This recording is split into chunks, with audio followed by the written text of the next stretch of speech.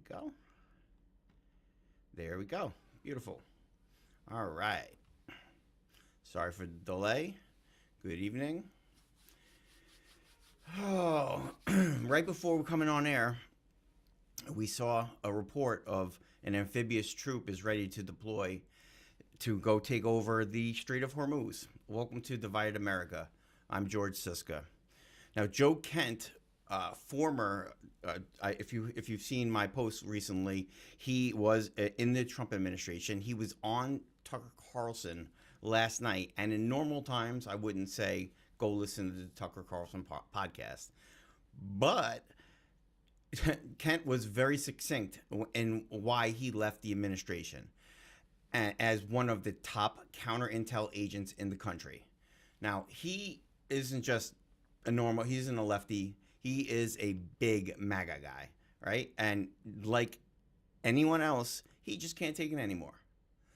Now, in a quick synopsis in his analysis, I can tell you what we've already reported, that there was zero imminent threat from Iran to attack the United States. And we have started a war in another country in the Middle East with no clear exit plan, correct? Because that's what this is. But why would one of the president's top advisors break from the administration, right? Why would one of these MAGA guys leave? The top counter-intel guy. One answer could be that he's was sworn duty, and considering he was a Green Beret, and he might know a thing or two about combat, much more so than the feelings of the narcissistic orange man. One term I'm hearing a bunch of when it comes to defense, what Iran's doing, why they're doing well when it comes to their defense, they're using what's called the mosaic defense. And what that means is, well, first of all, they've planned for this. They've planned for a decapitation event for over a decade. And now we're seeing their plan in motion. And what is the mosaic defense, right? What it does is it decentralizes the command and control of top portions of the government. It allows it to function after taking out their leader or leaders. So their leadership is spread around that very vast country. Now, what this leads now into what we're seeing is an asymmetric and guerrilla war, which we're really seeing in the Strait of Hormuz. And what scares me is I know I've seen video of a little guy on he's a man on a rowboat or any kind of boat. I don't remember the boat he had, but he shot an RPG and boom, the tanker went up, right? So that little it's guerrilla warfare. It's just what the Viet Cong used to defeat our army in Vietnam. What we would never able to take over. Oh Lordy! But why would the president break on one of his biggest campaign promises, right? Other than he's a total liar. Maybe Israel has too much sway over American politics. This isn't a modern concept. This subject was broached way back in 1976 by CBS News, 60 Minutes, Mike Wallace. Some of you are probably aware of this video, but I'm going to play it for the YouTube crowd here and also on SiscaNews.com/live. Here is Mike Wallace and the Shah of Iran. Don't mix things, please. I don't say the media. I say in the media they have people. Not the entire media. Some newspapers will only reflect their views, yes. Oh? Even for Israel interests. You think the Jewish lobby in the United States is too powerful for the interests of Israel? I think so. Sometimes they are disserving the interests of Israel because they're pushing around too many people. How do you mean pushing around? Well, pressuring. They have many means at their disposal. They are putting up pressure on many, many people. And at the end, I don't think that it will even help Israel. Why, if this is true, why would the President of the United States pay attention to that lobby? They are strong. Strong in what sense? They are controlling many things. Controlling what? Newspapers, medias, Your Majesty. banks, finances, and I'm going to stop there. Well, now wait just a second. You really do believe that the Jewish community in the United States is that powerful? They make the media reflect their view of foreign policy? Mm-hmm. Yes. They do not report, we do not report honestly? Don't mix things, please. I don't say the media. I say in the media they have people. Not the entire media. Some newspapers will only reflect their views, yes. Oh. The New York Times, for instance, is owned by the Salzburger family, who are Jewish. Are you suggesting that the New York Times is biased in its treatment of the question of Zionism, Israel's existence, the United States' relationship with the Arab world? I will have to put all the articles of the New York Times written on this subject and draw the conclusion. You can put this to the computer and it will answer you. What you're saying is that, yes, you do believe. Well, let's wait for the answer of the computer. Washington Post? The same. The networks? Less. I must say you are speaking with your characteristic candor. Yes, if you like.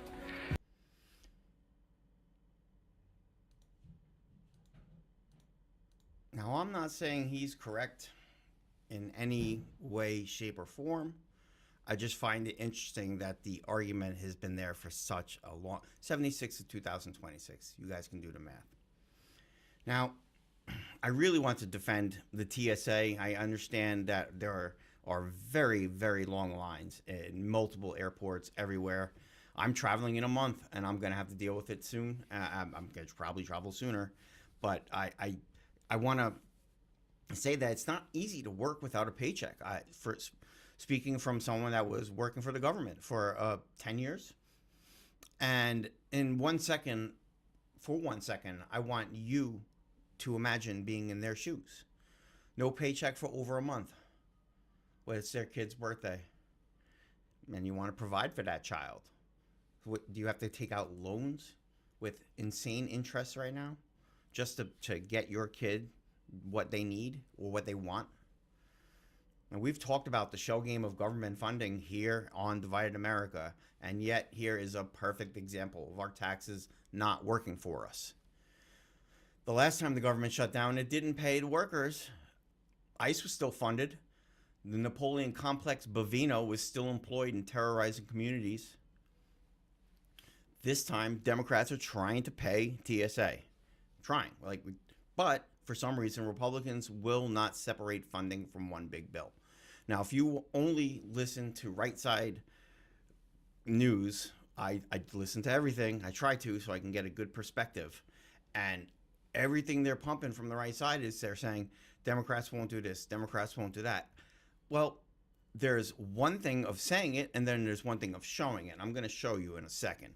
But this is one of the worst problems we have in D.C. It's this huge omnibus spending bills with little oversight. The Senate leader, John Cornyn, was asked to separate the bills, but in typical Republican form, he resorted to whataboutism and how about, and he starts talking about the tax that started happening here in the States. Here's the clip on Senator Cornyn. Why don't you tell the Democrats to vote to pay these poor Let's people? do it. Let's do it. No, why don't you do it. No, we don't have I've to voted you don't for have to it yell at time me. and time You don't have to again. yell at me. Let's go. Let's talk for a second, Senator. No, There's a bipartisan bill to fund just the TSA. Can we do that together? Not acceptable. Not acceptable to You fund want to just fund? the TSA. How about all the terrorist attacks like we've seen down on 6th Street? Let's- You want those to continue? These people are keeping us safe. Tell the Democrats to vote for funding the DHS. Let's talk about each one. Would you fund the TSA? Pay them, not unless you pay them. The senator knows better, right? He does. But he doesn't think you do. He puts out a disingenuous retort to a simple question. Why? My question is similar. Why can't the bills be separated? Is it too much work for the busy Congress? It's a shell game. We've talked about it. I have cards here. I'm going to put it up on our website. I play 3-card Monte. I'm going to play. You guys aren't going to be able to find the black 7, right? There's going to be 2 other 7s, reds. It's all of our money is the point. It's a big shell game. I'm going to play the game and show it in clips if you don't know what 3-card Monte is. It's a fun hustler game from back in the day in New York. Now, speaking of the shell game and bullshit, and how about that invasion that the Department of Homeland Security and other agencies have spent our funds the way it would make Montgomery Brewster proud. Now, this sort of spending I tried to prevent during my 10 years in the FAA, this end-of-year spending, right? We just saw, it was reported by major outlets, $93.4 billion, that's billion with a B, alone in September for the Department of Defense. Like, how is that even possible? I know there's no way in hell that they spent that much money legally. It's impossible, according to the FAR, the Federal the FAR, Acquisitions Regulations. But we can't pay the TSA? Make that make sense to me. Right? The use it or lose it. It's called the use it or lose it funds at the end of the year, during the fiscal year. They say that you have to use these funds or they're going to disappear. $93.4 billion in September alone. And it was reported a lot of that was on, a bunch of it was on food, high-end food. We can't pay the TSA. Now, let me be very clear. I want a functioning society, no matter who is in charge. A Republican, Democrat, Independent. It doesn't matter if our society doesn't function. It's what it all comes down to. We need workers getting paid. I'm sure our Congress people are getting paid, right? They're getting paid to not talk. Or we saw the little conversation they had. It's painful to watch these people, these professionals, do nothing with our taxes. Now, when we come right back, I'm going to talk about another function of this, and this is the worker shortage. Now, we have a minimal. We have a workers. We don't have not so much a worker shortage in this country as much as, well, not a will to work shortage. We'll be right back, and we'll talk about that.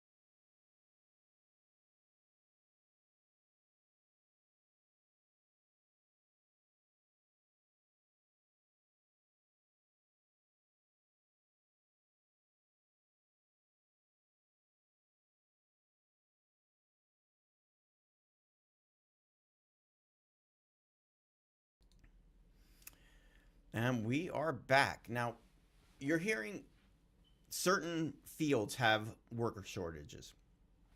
Not every field does. Journalists, there's not too many journalists because the pay isn't there. And you're hearing about an electrician shortage across the country. I don't know if you've seen the articles that these big data centers that are there that the AI is using. They don't have enough electricians to wire up these buildings. And people will tell you it's about work ethic. They'll tell you it's about culture. It's not the reality. There's structural issues. There's training pipelines, there's incentives, there's access. It's a policy failure. It's not a people failure. Now, my question I always have a question, right? Because that's what I want to do. I ask questions. Does this shortage potentially have something to do with pot smoking and testing? Now, I'm going to tell you a quick little story about what I was going to do before journalism school. I was going to be an electrician. I went to there's a school up about 30 minutes away. It's called MTTI, and their electrician. I met with the director of the program. I got it approved through the VRE, which is the veteran. Oh, I try to remember everything for you people. The VRE is through Chapter 31. I can't remember that acronym. I apologize. But using the Chapter 31, I was going to be an electrician, and she told me, she's like, well, you have to take a drug test. And I looked at her and I laughed. I said to run wire, like I'm going to run wire for the first 5 years of my life. And if you don't know what running wire is, you basically just, as an apprentice, your first job is basically taking wire, no matter what time of the year it is, and putting it through holes. That's the job for the foreseeable future. But you still have to get through all the testing and stuff. But she tells me about the drug test, and I kind of looked at her and laughed. I said, well, that's not, first of all, for me, it's not going to happen. If anybody who knows me, I do like a nice little marijuana every once in a while. But to electricians, like I get that it could be a liability for some way, but these are the same electricians that come in drunk, come in hungover. It kills me. It kills me the juxtaposition of the banning of pot smokers versus alcohol drinkers. I know I personally worked on a roof with someone that was drinking vodka on the job, right? So, I mean, and we can't. The Trump administration reclassified this drug from Section 1 to Section 3, meaning it does have medical uses and it can be researched. So is this our middle ground?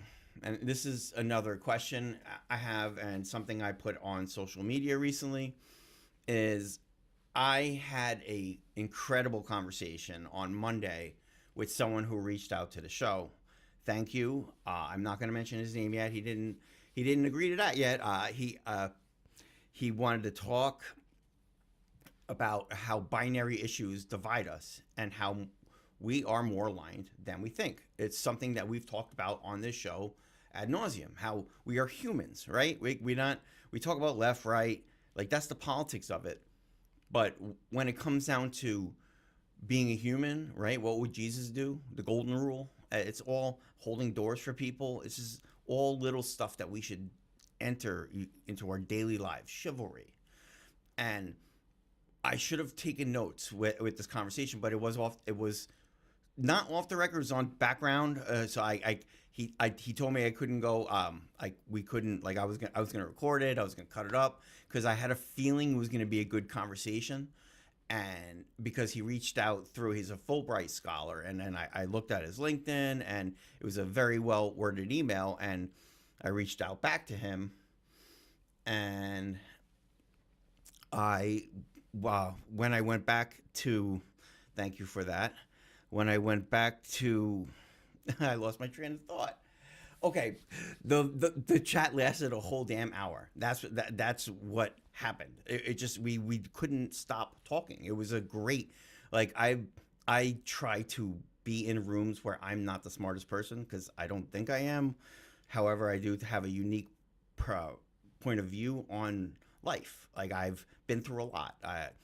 I've had interesting parenthood, growing up as a kid, joining the military, seeing racism dead on in the military, out of the military, being saved by personally by a black man who was married to a gay woman just for the benefits. I think the statute of limitations is up. But the point is, we talked for a whole hour, his whole lunch hour. And we went from topic to topic, but we kept coming back to the same question. Are we really divided as the internet says we are, right? And when it comes to binary issues, yes, yeah, there's no way around it. Biden, abortion, Trump, binary issues that can and will divide anyone. But when it comes down to it, when both sides hangs out at a St. Patrick's Day parade, not discussing the war or any hot topic, just sticking with fun banter. This seems to be this person's thesis, and when it showed the divide in the countries, in other countries, our trouble seemed trivial. He was telling me about stories, and I think it was either in Uganda or Ghana. I apologize for not having the correct country, but what they did to, I think it was like they killed, or they thought they should kill someone if they were homosexual. It was a standard process, standard order there in that country, and to me that's crazy, and that would divide. Like, we wouldn't do that here, right? Like, I don't think that's possible. But his thesis was pretty. It seems pretty spot on, and something. I just wonder. His thesis was spot on for that country and for somewhat here, and I do think that if we can not talk about, but it's hard not to talk about the stuff though, right? It's hard not to talk about possibly 5,000 troops being sent right now to do an amphibious incursion in Iran that I don't want to say it's going to fail. I sure hope it doesn't, but I don't. Guerrilla warfare is not fun. Ask any Vietnam War veteran. I will get some on the show and ask them how they felt about guerrilla war, and see if they think their sons and daughters should do it. Something I usually say to my friends when they ask me how I'm doing, right? I usually say I'm fine. It's first world problems. That's our show for tonight. The Saves Act. Good Lord. I look at the script, and then I look at the topics up on the screen, and then I see the Saves Act, because you might not be able to tell, but I got a cut today. My barber asked me, what did I think about the Saves Act, this new bill that's going through Congress. We don't have if we had a problem with elections, then Donald Trump wouldn't have been elected, correct? So why are they so worried about every city and every town? The other thing I told my barber was, normal Republicans don't want government, large government, right? That's what they're for. They're for smaller government. Get out of our business. Don't tread on me. But yet, the SAVE Act, requiring regular Americans to have a passport? No. And I'm not just speaking as a journalist right now. I'm not speaking as a reporter. I'm speaking as a member of the Board of Canvassers here in Cumberland. We don't have a problem with voting. In this, we have a problem with people actually coming out to vote.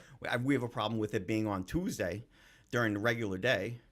We have so many other problems, right? But not this fictitious, this where we're having a problem with vote with you. I can't vote without my driver's license or a real ID, or and I don't mean the real ID. I mean just an ID. You just can't do it. I don't understand where people think these votes are coming from. Okay, and I'm talking as an insider right now. We have training on this. I have training next week on this. It's annoying that the federal government wants to come in and take over our elections.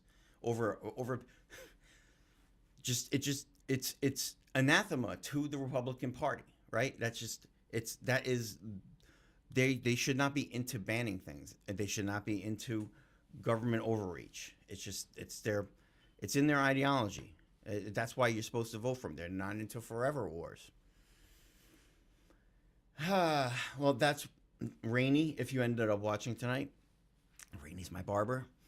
He asked me about that, and it's my true feelings. Like I think that there are horrible bills even in the Rhode Island Assembly right now. There's a horrible bill. I think we talked about it last week, 2132 in the Senate, how it will make residency. It could lead to same day residency, which is insane. It's bad enough to have same day voting, right? Like if you can register to vote on the same exact day, that's gonna really screw up logistics when it comes to even small towns, right? Because then when you have someone that's not registered to vote, and then if we have same day voting, then you have to have a whole separate line. You have to have more poll workers. You have to have trained poll workers. Then you have poll workers becoming judges. It's really some of the legislation that's coming through both Washington and states it's really anti-democratic from both sides.